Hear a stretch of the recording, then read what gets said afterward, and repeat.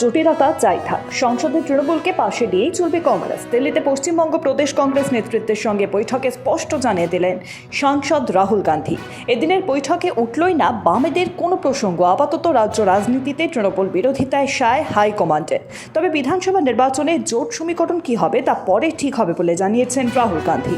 কংগ্রেস সূত্রে খবর, রাহুল, প্রিয়াঙ্কা গান্ধী ও মল্লিকার্জুন খার্গে তিনজনেই আগামী বছরের বিধানসভা নির্বাচনকে পাখির চোখ করে পশ্চিমবঙ্গে যাবেন। বিধানসভা নির্বাচনকে নজরে রেখে দিল্লিতে রাহুল এবং খড়গে পশ্চিমবঙ্গের প্রদেশ কংগ্রেসের সঙ্গে প্রায় 2.5 ঘন্টা ধরে বৈঠক করেছেন। আজিকরের ঘটনার নির্যাতিতার বাবা মার সঙ্গে দেখা করার বিষয়েও কথা হয়েছে। পশ্চিমবঙ্গের নেতাদের সঙ্গে বৈঠকের পরে রাহুল এক্স হ্যান্ডেলে লিখেছেন, আমাদের ফোকাস খুব স্পষ্ট, তৃণমূলের স্তরের সংগঠন মজবুত করা এবং মানুষের অধিকারের জন্য লড়া। কংগ্রেস বাংলার মানুষের প্রত্যাশার কণ্ঠ হয়ে ওঠার চেষ্টা করবে।